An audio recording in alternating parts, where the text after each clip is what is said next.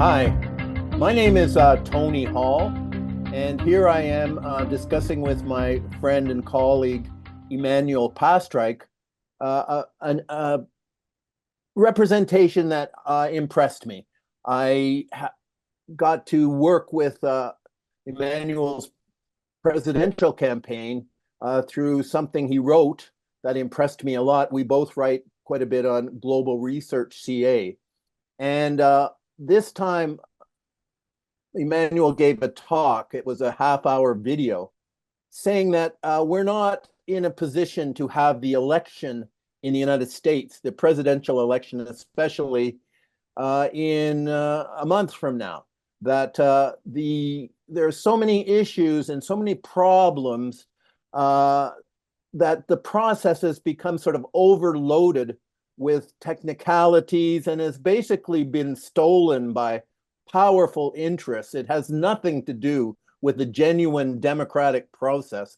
And so thank you, Emmanuel, for agreeing to talk to me on this, because I think it's a very important point that you raise. And I agree with you that there should be some putting of brakes on the process so that at least we can anticipate it. It's going to be a mess. The election is, may go on for months because it's going to be cheating and, ruthless intrigues, and have, the outcome is going to have nothing to do with what's in the interest of the people. It's all going to be for the interest of power. So help us, think through this, Emmanuel. Right. Well, so it is an interesting fact that there's lots of discussion about the election, about Trump or Harris or some other third party candidates occasionally. But really, there's nobody out there. Everybody says that there are doubts about the election, but nobody says that we ought to have a legitimate election, i.e., that this is not a legitimate election, and that there are certain standards for what a legitimate election would be, and that we have to meet. Other countries, however, are capable of this. It has been done historically, where you actually try and have a legitimate election. And so it seems to me, first, it's a taboo in America. All these progressive minded people, or for that matter, people who say they're true conservatives, who say the system is broken. And then when you say, well, let's fix the system, let's actually get a real election that's legitimate, then suddenly it's a taboo subject. It can't really be discussed. And that was, as you know, I wrote on this subject. I wrote on in 2020, since I didn't recognize the 2020 election either. That it was equally. I think 2024 may be worse, but 2020 was pretty bad. However, I didn't think 2020 was necessarily to say that it was stolen from Donald Trump, because I don't think elections belong to individuals, right? They belong to the people as a process. So in 2020, I wrote an article on it and gave a speech. And in 2024, the one you mentioned, I rewrote it, updating it and improving it a little bit to say, let's start to think together as a people about a democratic rule of law election process that we could set up, I think, in not that long a period of time, in which citizens would have access to accurate information. They would have the time to actually vote. The voting would be processed in a transparent manner. The ballots would be preserved, and there would be no opportunity for the sort of, well, I wouldn't say there's no opportunity, but it would be much more difficult to engage in the sort of machinations that we've seen since '98, really. And that is, of course, tied to the issue of the push for technology, digitalization, et cetera, to say it's better to put things online, right, to vote through some sort of electronic system, as opposed to on the good old-fashioned way of writing things on paper. However, paper has managed to be very useful in our civilization for the last 2,500 years or more, depending where you are. So I wouldn't, this idea that somehow things are improved because they're digital is a falsehood. And voting is central to that. And finally, we have the question of the integrity of money versus the integrity of voting. That we are able to have ATMs, which are relatively reliable. The money is there, you get it, and very very rare that you go there and suddenly half your account is gone, right? Although it wouldn't be hard to do technologically. But when it comes to voting, the same integrity is not promised that you get at the ATM. That's right. And the issue of election cheating Mm-hmm. is enormous. And any election that involves the computerization, the digitalization of votes can be so easily hacked.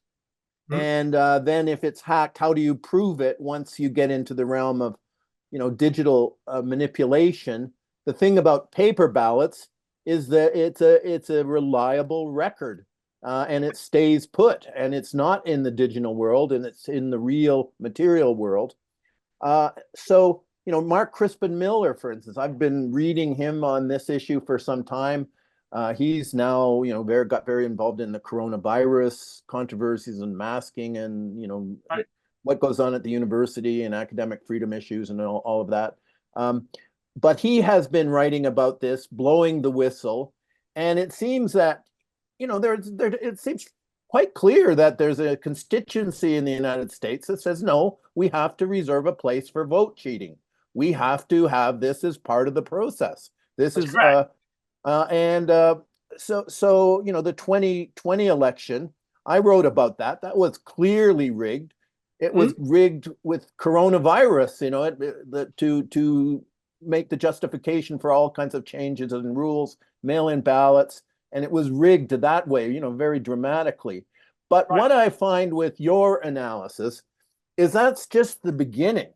The Right. election fraud part is one element of it. But Right. then there is, how do we get information? How are we supposed to find our way Right. to the information we need to make a rational decision? Right. Um, what about, the fact that our minds and our Mm-hmm. what we do on computers and things, all of this has been sold and for sale, and Right. manipulating our attitudes has become this high science. And, Right. Google is completely, geared so there's no honest, you just search a subject and you get the actual answer of, what's published on the subject. We're Right. just aware of the fact that anything you look at, the first 50 items are presented the correct interpretation. And, Right. and then if you persevere beyond the first 50, well, oftentimes, like global research, for instance, you don't even get on the search engine. Right. Right. It's deemed to be, it's all these university professors and people with degrees and things that go there. We want a more stupid, dumbed down approach. And Right. that's what we're going to feature on. We don't, so you can't trust global research. There's too many Right. smart people contributing Right. to that. No. Exactly. We want people who are bought and paid for and predictable, and we'll just sell people access, these big, powerful interests to whatever interests they want to affect and whatever constituency they want to affect. So the way that elections have been destroyed and developed into, big business where Right. the outcome of elections is basically for sale Right. to the Correct. most unscrupulous, manipulator of illusion and legends and imagery. This is part of what you talk about, although much Right. more eloquently than I'm doing here, I'm sure. Well, I think one of the main issues here is that in the case of say Harris and Trump right now, it's probably not determined yet that it will be Harris or Trump, and there is a competition, but it's not a competition or debate among citizens, right? But rather between different interest groups. So on the Trump side, you have more military contractors, oil, coal, real estate developers, right? And on the Harris side, you have more investment banks, more IT, more entertainment and media. And these groups, their interests are different. Right? They're not the same. There's a debate or a battle going on. It often takes the form not of the question of what the United States should become or how we should have a just, free, and egalitarian society, but rather of how what the government's going to do, right? Is it going to give more money to Israel? Is it going to give more money for fracking? I mean, these are the sorts of things that are, I mean, this is what people are really concerned about behind the election.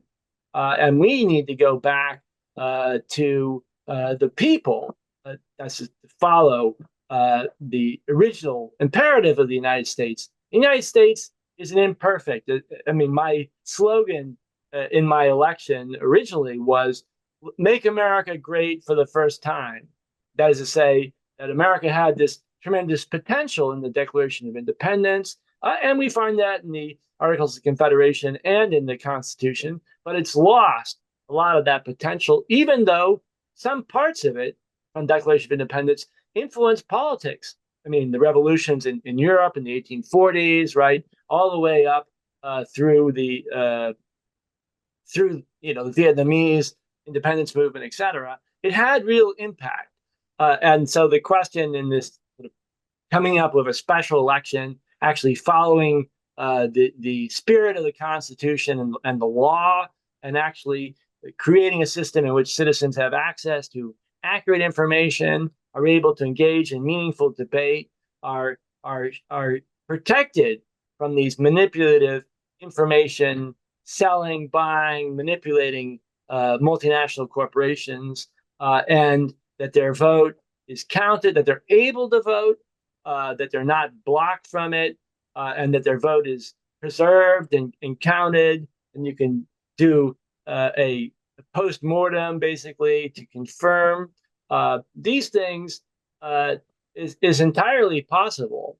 I'm not so sure we're going to get it, but I would like to state for the record that we're talking on October 5th, so exactly 1 month before the election, 2 days before October 7th anniversary, and of course we're soon going to have the Green Liberty convention, but things are looking pretty grim for this election. That this argument that we should have a special election, which is supervised, in which we try and get the accurate representation of the needs and the will of the people, and the people make those decisions like a jury based upon accurate information.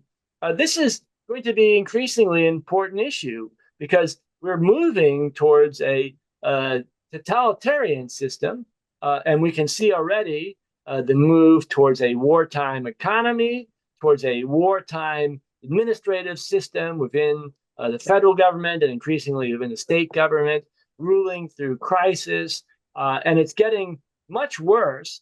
And if we see the various events of recent days, I think the American people, we've reached a point where we can no longer just say, well, it's a tough thing I don't want to think about. I'm just going to focus on making money, put my kids through college or whatever. That was now getting to the point where these fundamental issues of what the United States is, what is a government, what's not government, how decisions are made, what the relationship between the citizens and the government, that these are going to no longer be something on the side to talk about with your friends late at night, but they're going to be front and center for the lives of Americans. Well, when you put it in terms of where are we to talk about war and peace, and where is there any room for a peace candidate, for instance, when the big money is all with the, make war, not love candidates. So we're in the midst of, one of the probably the most precarious geopolitical, on the verge of the abyss that has happened in history, and it seems that there is a kind of setup developing where Trump and Netanyahu, seem to want to be with each other, and between the two of them, they probably have the most resources to buy the election, to rig the election, because it almost seems, that from Trump's perspective, he understands it's all rigged.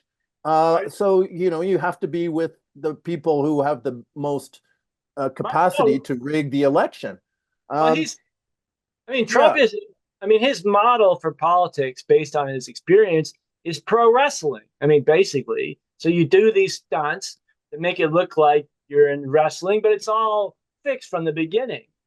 Ironically, you mentioned the issue of Netanyahu and Israel. Ironically, many people in the United States think that somehow Trump is at a distance from Israel, right? That somehow he's going to like step in and stop the craziness. But in the case of Israel, this is related to the election, not only because Israeli IT firms are engaged in the counting of votes, not only because Israel U.S.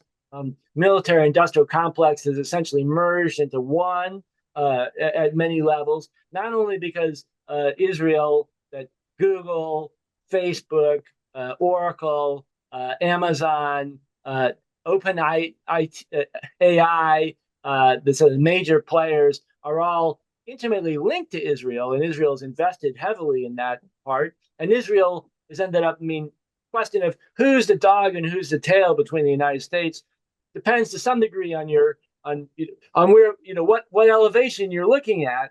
But this is going to affect the election directly. The election cannot be separated from the Israel issue, and I'm talking about greater Israel, right? In terms of how Israel is integrated into a global military, IT, finance, and propaganda machine. well, speaking of which, Mm-hmm. the idea of elections is you're not supposed to have interference by Right, foreign governments, right. foreign interests. Well, there, Miriam Adelson has already handed over the most recent $100 million donation to Trump. Right, Apparently, this right. one has the request, please give us the secure title to the Golan Heights. Like, where did Well, Trump that was get the last get the election. That title was to the true Golan too. Heights to be able to sell it for 100 million to Miriam Adelson? And Right. isn't Israel still a foreign country? And You would think. but the assumption is that, well, it's an adjunct of the United States, and is it the dog or the tail, the head or the tail? Like, it does seem to me pretty clear in this recent year of genocide that Israel is the imperial heartland, and U.S. and its military-industrial complex is the colony. It's all a sort of rigged Zionist thing, but it's become so clear that Biden, and by the way, wasn't Biden pulled from his candidacy because people in the Democratic Party decided that he was too senile, and they weren't able to cover up the senility. But he's not he's too senile to run for president, but he's not apparently too senile to be president. Right. So Well, as we know, if you did extend the period, and who's going to be president in the interim? And right, right. once you get somebody sitting in that comfortable chair, aren't they going to be inclined to say, well, let's just extend it a few more months and a few more months? And I guess in some ways that's the point of making this proposal and doing it seriously, to say let's go back to actually democratic process, to the Constitution, and to the citizens who are empowered, and say that those who are engaged in these machinations are not government anymore. And Israel is not the only part of this equation, but it's a large part of this equation, because so much has been outsourced to Israel, and Israel is the one that gets the sort of the get out of jail free card every time. Regarding the question of Israel, and you took a very strong, clear position there. I'm more agnostic as to what exactly the balance is between Israel and the United States. That whether Israel has just taken over the United States, as you know, Netanyahu was effectively president for 3 days when he came to Washington, D.C. He received mhm.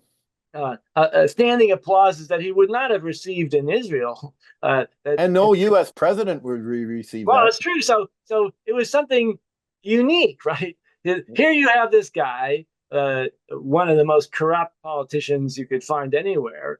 In his own country, he's reviled, and he could not make a public speech like that. In the United States, he can come and he's essentially president, and he gets 60 standing ovations. So something really weird is going on. Well, it's not that weird when you're paying the Congress No, but that this is kind right, of, and every congressman has a APEC babysitter who right. has Well, to, they have to sign keeping a keeping track contract. of them, and they have to sign contracts.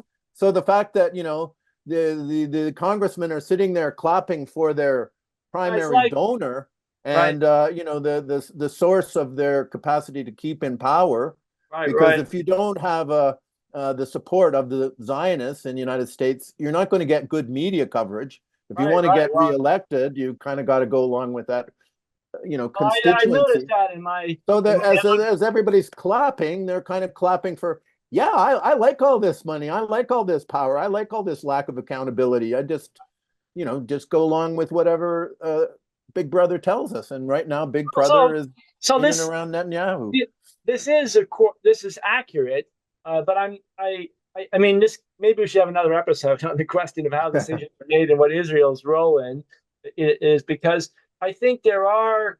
Um, I mean, a lot of this obviously is information we don't have access to.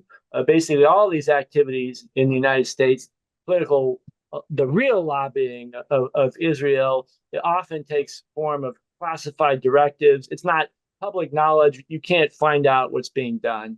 However, the question of who's behind Israel, right, uh, is it's maybe not quite so simple. I.e., You know, Israel may be serving. I'm just speculating you here. know, Maybe serving as a it's sort of not simple. no, well, but Israel may be serving as a bad boy for various, billionaires around the world. And so, behind Israel is something larger than just the Jewish people living in Palestine, right? It may include other people who are using Israel. I mean, as Of in the course. the Palestine exeriment, what's his name, Let Lowenstein. Yeah, maybe we could veer away from this because Okay, um, we probably don't have that much time left. Like, I do want to discuss with you and hear from you. I think it's very important, this notion that you picture in an ideal situation that there would be time allotted and the resources allotted to enable people to study the situation. correct. And when you just have two sides or three sides, screaming at you from different directions and Right, lying to you and bullying you and scaring you, I mean, right. that's not the best conditions for making reasonable assessments of situations. So it's Absolutely. almost, if you were to do this, you would have to sort of create some kind of a database that was sort of was sort of peer reviewed in some way, or to reflect an accurate statement of what the situation is, not some Right, PR firm's right, lies about what they want you right, to think the situation is. right. And so, and if you don't have accurate information about what's really going on, elections are kind of useless. If Correct. you've just got propaganda as the only source of your information, Right. your decisions aren't worth very much. The decisions of the Absolutely citizens right. aren't worth very much. So to conceive of, how we would sort of say, if we're going to have honest and decent elections, we have to have some process to change this current situation so that somewhere, somehow, those who want to have a place to go to find a reasonably authentic, true Right. accounting of our actual conditions of what's really going on. Anyway, how do you look at all that?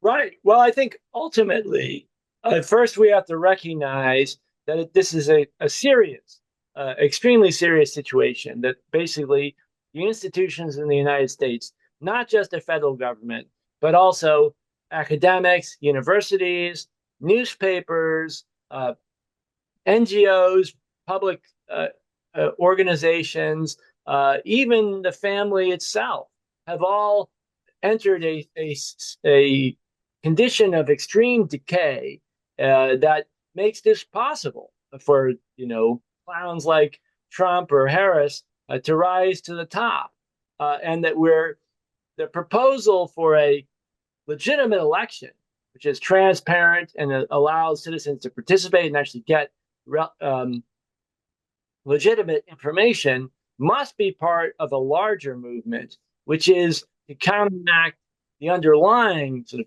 demon, which is anti-intellectualism in the United States, which has an old tradition, but it's reached an extreme now, and that is to dumb down the people. And it's I mean, this is something that's been done for thousands of years, but in the United States, it didn't used to be the case, and we can find it's interesting if you look like newspaper articles or journals from the 1950s and 60s. For ordinary people reading, they give the old newspapers had much more description, scientific analysis of things. They sort of engaged, and sort of there was an assumption in the 50s and 60s in the United States and through the 70s that somehow the goal for the government or for newspapers or for universities or for intellectuals was to raise people, right? To make them think more. And now it's the complete opposite. It's to dumb them down and make them stupid. And that issue, the anti-intellectual sort of project of big business, multinational banks, this is at the core. And I think that the proposal for the election is part of it's a way to get the ball rolling for a movement which is based on empowering the citizens, which must be based upon raising up the ability of the man, the woman in the street to think for herself, for himself. And that is overthrowing this reign of anti-intellectualism, which I think we can trace back to the late 70s. Well, yeah, I do recall as a baby boomer when I was much younger, when we were Yeah, coming into education, and we were always on building, construction sites because there were so many of us, and the system was right, having to expand quickly. Having a genuine sense that there was an effort that it would be good if people were more healthy. It would be good if right, people lived longer. It would be good if people were more had more access to culture, and right, it would and if they were more literate. And all right, that seems to have turned around, and now the ethos seems to be we want people as stupid as possible, as easy to be manipulated as possible, as weak and right, enfeebled as possible, as jabbed and uh, you know poisoned right, by geoengineering and right. food, Sadly, bad food, and right. so interesting that Additives, preservatives. the the tobacco companies going into the food business and It's so then sad, finding ways about how to make their food addictive, and then right? this thing that works out between the pharmaceutical industry, like make people, the food industry, please make people sick. We don't want them to die. We want them Right. to be Maximize your enfeebled, profits. and need lots of medicine that we will invent, so that we don't kill people, but we don't make them better by, we don't want cancer cured because it's a really lucrative thing to have people Right, sick. right, God bless the fact that Robert F. Kennedy is, talking about this and bringing this right. to the fore. That's a very Absolutely, important thing. absolutely. What's going on in the skies when we see all these lines and things? What are they trying to do with us? How do we, detoxify ourselves in this Right. situation? So Well, the so so the now you're talking real politics, right? That's yeah, that's yeah, so and so the dumbing down is one aspect of a sort of an assault right, uh, to enfeeble us so that the survivors of depopulation or whatever they're doing to us can't resist and can be easily put in our digital, penitentiaries, right, where there's no bars that we can see. But if we misbehave right. and have a bad social credit score, just turn off the food or Well, make I it think, starvation I mean, conditions. since you're an expert on Native American history, I think you can Yeah, see the that's model. I mean, the yeah. model for what was done in both in South America and North America in the uh, 17th, 18th, 19th centuries for how you take down civilizations. And it became the model, of course, for the British Empire, starting with Bangladesh and then India, and then they tried it in China using addictives. I mean, opium, they went in from, once they taken down Yeah. Bangladesh, India. They tried to take the opium. They went to China. They said, this is a drug. It cures all your ills. It will, make you healthy. And they tried to enter the market. And then, of course, the Chinese tried to stop them. And then they used force and they bought off local elites, et cetera. I mean, this is a pattern for what basically how the US and Britain got where they were. And And now, now yeah. the now the crows are coming home to roost, right? I mean, essentially, we're being subject to exactly the same pattern. Well, not identical, but similar. Well, I'm thinking of John Jacob Astor, who was like a big fur trader in the Mm-hmm. Western expansion. So how do you make good money? You sell whiskey to Indians. Right. And that was a big debate. And then there, John Jacob Astor gets to the Pacific coast and off he goes to China to Right. exploit the opium trade. So you get people addicted. Right. And, this seems to be, and then, back to the days of Jefferson, like you Right. Right. also get Indians indebted Right. and you try to work it out so they owe money. Right. And, Well, addiction and debt are the main ones. I mean, the British Empire, of course, it was tobacco, opium, alcohol, sugar, and sugar is a big one. It was like a so drug. And so these were this is how they made money, was by selling addictives. And if you enter communities that are not, so anyway, this is getting a little bit off the topic, but it's relevant for the United States because the effort to try and establish to have a real election is to say no to this form of radical colonization. And so, what's being done in the United States or to other countries like us, um, at the same time that we are somehow at the top of the food chain, right? But we're being eaten from within. And it's very, very similar to what was done to the natives of the Americas, where you go in there to systematically take down the civilization, take down the organization by which people understand the world, and you undermine, as the validity of the culture. And this is done by these multinationals and wealthy people using a sophisticated game, right? Where they take the left, which attacks the right on some points that are legitimate, but throws in all these monkey wrenches. And you take the right, which attacks the left on points which are legitimate, but throws in all these monkey wrenches. And the point of these attacks is not to make a better country, but rather to essentially destroy the foundations of the civilization. Yeah, and by destroying elections, Mm-hmm. and basically, I heard somebody talking about nationalizing this or nationalizing that, and I said, Right.